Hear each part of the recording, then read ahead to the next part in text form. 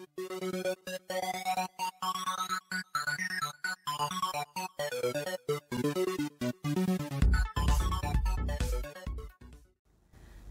lagi di podcast RRI Singaraja bersama saya Heni Batalia dengan psikolog muda Putu Indah Wulandari SPSI MPSI psikolog. Aduh panjang banget Indah. Halo apa kabar? Halo Mbak Heni, kabar baik, sehat. Senang banget akhirnya kita bisa ngobrol ya. Biasanya Heni itu lihat Instagramnya Indah, yang bagiin tips-tips ya. Heni biasanya kepoin itu. Akhirnya bisa ngobrol lagi. Iya. Sibuk banget kayaknya ya. Ya, di tengah kesibukan, ya senang juga sih bisa diundang ke sini untuk sharing. Ya, hari ini semoga aja ada manfaatnya ya Mbak Heni ya. Pastinya. Dan kalau boleh jujur ya Nah ya, aku ikutan podcast dialog sama Indah, walaupun biasanya ini udah sering dilakukan gitu ya, masih ada rasa cemas. Kecemasan itu pasti muncul. Sebenarnya apa sih rasa cemas itu? Ini kayaknya ganggu banget gitu ya. Ya sebenarnya sih Mbak Heni, kita semua wajar loh untuk merasa cemas gitu ya. Rasa cemas ini datang ketika kita memang itu adalah sebuah reaksi ya yang ada di tubuh kita secara fisik maupun psikologis yang hadir ketika kita merasa tidak aman atau tidak nyaman gitu. Dan itu sebenarnya wajar, tetapi ada pada tingkatan tertentu bisa juga dikatakan tidak wajar kayak gitu. Bisa nggak sih bilang kalau rasa cemas itu sama dengan rasa takut? Di dalam kecemasan itu ada perasaan takut. Berarti berbeda ya? Ya, itu berbeda. Berbeda dengan rasa takut, cemas sama takut begitu. Tadi Indah bilang sebenarnya wajar kalau seseorang itu ada perasaan cemas. Seberapa wajar? Ada kadar kewajarannya nggak ini? Iya. Jadi sebenarnya ya tentu ada ya. Ada namanya cemas yang normal dan gangguan kecemasan. Kita perlu tahu dulu nih apa bedanya. Kalau cemas normal, nah biasanya dia itu muncul ketika contoh nih kita mau ujian. Gitu. Atau ketika kita mau tampil di tempat terbuka gitu untuk pertama kalinya, itu kecemasan hadir, itu wajar. Dan kalau misalnya si kecemasan ini datang gitu, kalau misalkan hilang yang membuat cemas atau kondisi yang bikin cemas ini hilang, kecemasan kita menghilang. Nah, itu masih masuk wajar. Ada reaksi di tubuh tentu mungkin ada seperti deg-degan, mungkin agak gelisah sedikit-sedikit, tetapi tidak terus-menerus gitu ya. Masih bisa kita kendalikan dan tidak berlangsung secara berkesinambungan, itu masih wajar gitu.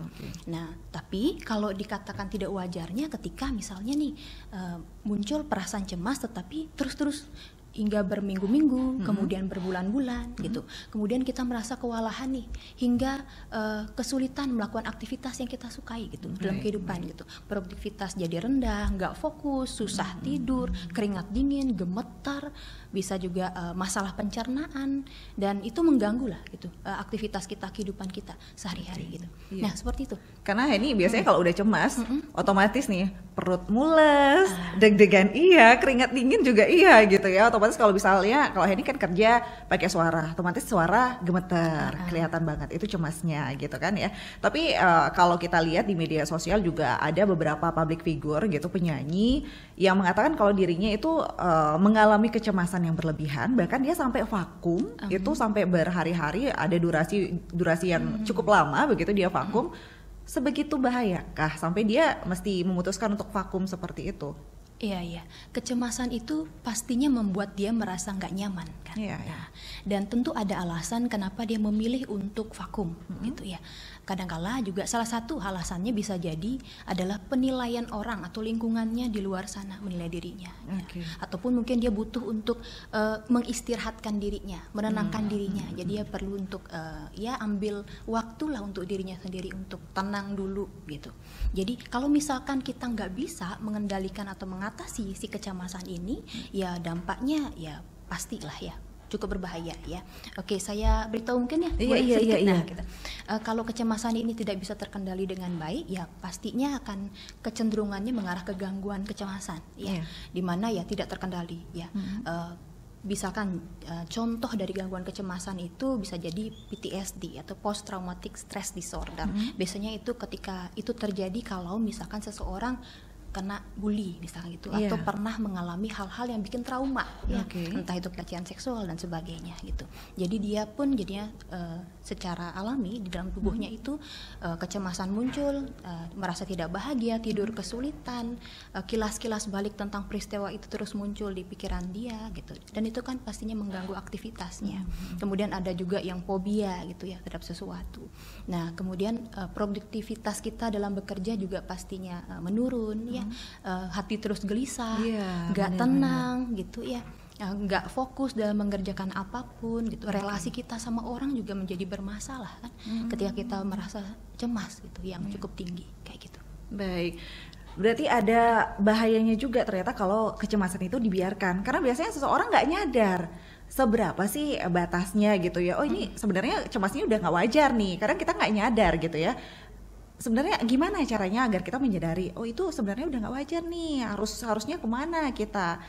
Sebenarnya cemas itu harus dihindari atau dihadapi. Karena biasanya kalau udah cemas, jadi cemas nih biasanya kalau ini diajak ke suatu tempat karena sudah merasa wah nanti kita nggak pede nih ke sana, mending nggak usah ikut aja deh gitu, daripada di sana tidak sesuai dengan keinginan gitu ya.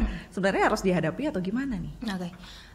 Yang paling baik adalah ketika kecemasan datang, kitanya memberanikan diri untuk menghadapinya, bukan melarikan diri gitu. Kita kan ada dua kemungkinan, mekanisme pertahanan diri kita yang terjadi pada diri kita adalah bisa saja kita menghadapi ataupun kita pergi gitu, melarikan diri. Tetapi kalau kita memilih untuk pergi atau melarikan diri atau menghindari apa yang bikin kita cemas, kecemasan kita nggak selesai jadinya terus menerus kayak gitu kayak ini. Nah, biasanya ditumpuk-tumpuk jadinya itu ya, menumpuk jadinya. Seperti itu. Jadi kita kan jadinya nggak bahagia dalam hidup ya. Makanya perlu kok kita untuk takut pasti ada ya. Tapi kita sendiri yang penting sekali untuk memberanikan diri untuk menghadapi si rasa takut itu sendiri gitu. Ya, jadi dihadapi, dilakuin aja gitu, dijalani aja. Biasanya ketika karena gini, kita cenderungnya adalah kita cemas karena sesuatu yang tidak pasti kan. Iya, benar. Padahal itu belum terjadi sebenarnya, cemas duluan. Iya, cemas duluan, dan itu ada di pikiran kita nih gitu. Kita larut dalam kecemasan itu sendiri. Padahal ketika kita jalani, oh ternyata bisa nih. Nah gitu. Jadi si cemas ini kan sudah dihadapi nih. Jadi pada akhirnya ketika kita menghadapi hal yang sama juga, cemasnya pun bisa menurun. Oke, harus dihadapi gitu. Tapi ya kalau kita ngomong sih tapi prakteknya susah banget, Indah. Ya ampun, mungkin kita harus mengendalikan diri sendiri ya, ibaratnya bersahabat dengan si rasa cemas itu. Tipsnya apa nih agar kita bisa? Iya, benar-benar. Saya sepakat sama Mbak Heni bilang tadi. Kelihatannya ngomongnya gampang, ya tapi bisa kok kalau kita punya niat. Ya. Nah ini saya sebenarnya saya sudah catat sih beberapa tips yang bisa kita lakuin ya, teman-teman lakuin untuk mengatasi ataupun berdamai dengan kecemasan ini. Ya, nah yang pertama ketika kita mau berdamai tanda kutip untuk biar cemasnya lebih tenang lah gitu ya, lebih reda, adalah kita perlu untuk mengenali dulu bahwa di saat ini kita sedang cemas. Mengenali kecemasan kita itu seperti apa gitu ya mungkin ya. Kita lagi cemas, akui bahwa aku lagi cemas. Gitu. Sadari bahwa diri kita lagi cemas. Terima kita memang lagi cemas gitu.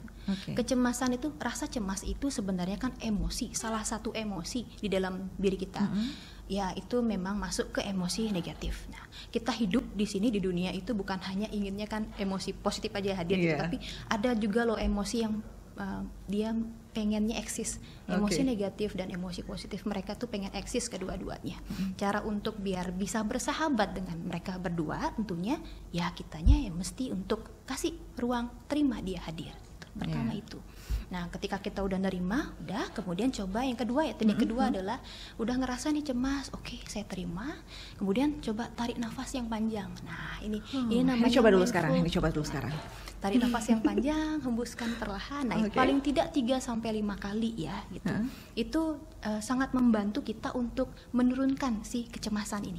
Ya, itu bisa dilakukan ketika kita lagi ada di saat-saat mau ujian gitu ya. Nah, dekat-dekat nih mau pada ujian nih kayaknya ya.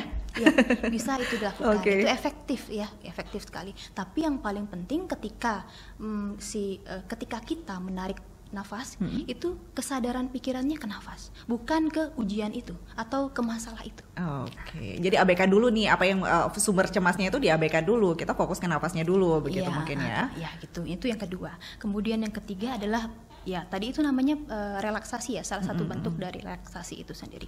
Kemudian juga meditasi dan yoga. Itu bagus banget untuk menurunkan kecemasan, ketakutan, kecemasan, emosi-emosi negatif yang suka hadir di diri kita itu bisa menurun. Nah, bisa pakai itu. Yang bagi yang suka meditasi, yoga bisa gitu. Kemudian terkoneksi dengan orang lain. Nah, gitu. Jadi kalau kita cemas, kurangilah untuk larut gitu, membiarkan diri terus-menerus terkungkung gitu. Ada loh yang misalkan cemas sampai harus diam di kamar, takut untuk berrelasi gitu ya, karena memang ya itu bisa jadi terjadi. Tetapi kita jangan lama-lama lah seperti itu. Boleh sebentar, habis itu kita perlu sekali untuk menjalin relasi ke orang gitu. Kita juga penting loh untuk kita mengekspresikan perasaan kita ke orang ya. Apa yang menjadi masalah, perasaan, pikiran, silahkan diekspresikan. Yang terakhir adalah jangan takut untuk meminta pertolongan. Jangan takut untuk meminta pertolongan, tapi kadang itu yang susah. Saya tidak mau mengakui kalau diri saya cemas, atau mungkin takut orang-orang mengira, wah ini ada kelainan nih, atau ada masalah nih. Hal-hal seperti itu yang mungkin ditakutkan. Jadi enggaknya udah menyimpan apapun itu dari sendiri aja. Nah, untuk mengatasi itu gimana? Mengajak orang-orang agar mau nih, kamu ada masalah ya udah, ayo, ada nih tempatnya untuk itu. Ya yang pertama sekali adalah sadari bahwa kita lagi cemas kan. Ya gitu. Kalau kita terus-menerus membiarkan diri kita, misalkan ya memang kecemasannya udah berlebihan ini, sampai mengganggu aktivitas kita, sekolah kita dan kehidupan kita, ya kita harus punya niat dari dalam sebenarnya Mbak ini untuk berani keluar dari keadaan itu gitu ya. Nah, kalau kita pun ngelihat teman kita seperti itu, ajak dia, bantu dia, jadi pendengar yang baik aja deh, nomor satu dulu. Nah, setelah itu bolehlah pelan-pelan ajak dia untuk datang ke profesional seperti psikolog misalkan atau psikiater, jadi bisa mendapat penanganan yang lebih tepat gitu. Jadi harus mau terbuka gitu ibaratnya ya. Wah, luar biasa ya. Siapa yang sering cemas di sini harus mau nih mengakui kecemasan itu dan pastikan salurkan kepada orang yang tepat, mungkin harus diutarakan. Jangan disimpan sendiri pastinya. Gitu. Jangan disimpan sendiri pastinya ya. Tapi yang paling berpengaruh begitu untuk rasa cemas dalam diri seseorang tuh siapa sih sebenarnya? Banyak faktor sih sebenarnya, banyak sumber gitu.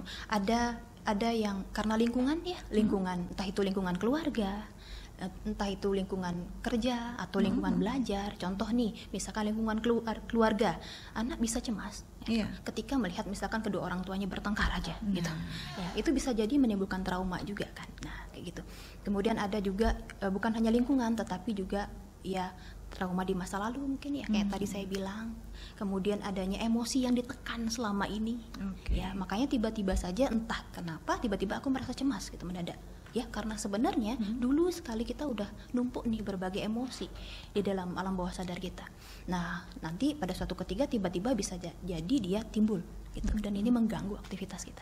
Iya, benar sekali. Itu lingkungan juga sangat berpengaruh sebenarnya ya untuk itu. Wah, luar biasa, ngobrol sama Indah tuh rasanya adem gitu ya. Tegangnya langsung turun nih sekarang. Tapi kalau ngomongin kecemasan, nampaknya sekarang juga banyak orang yang mengalami hal tersebut, apalagi di tengah pandemi COVID-19, di tengah vaksinasi yang gencar-gencarnya, orang untuk vaksin aja masih cemas loh, Ndah. Iya. Untuk itu tadi tipsnya sudah ada, jadi harus diatur itu, harus dipraktekkan ya. Salah satunya mungkin yang bikin cemas vaksin, satu kan ada kemungkinan dia ketakutan jarum suntik bisa jadi ya. Atau kedua ketidakpercayaan. Mungkin itu yang terjadi. Jadi butuh juga loh mungkin informasi-informasi yang positif gitu, bahwa vaksin itu ternyata efeknya bagus atau seperti apa gitu ya. Ya yang paling mungkin dilakukan adalah ya yang silakan yang teman-teman yang sudah vaksin diajak yang lainnya gitu.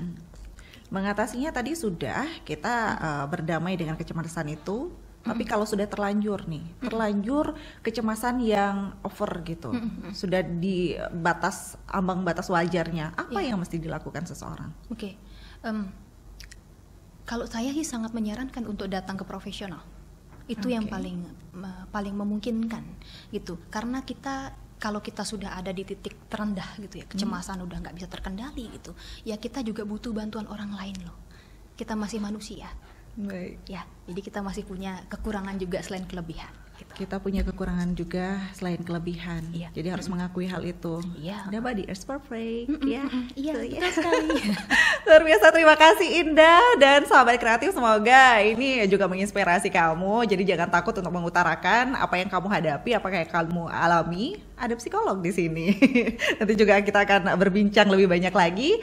Sahabat kreatif, terima kasih sudah menyaksikan podcast RRI Singaraja dan sampai jumpa di podcast RRI Singaraja selanjutnya. Dadah.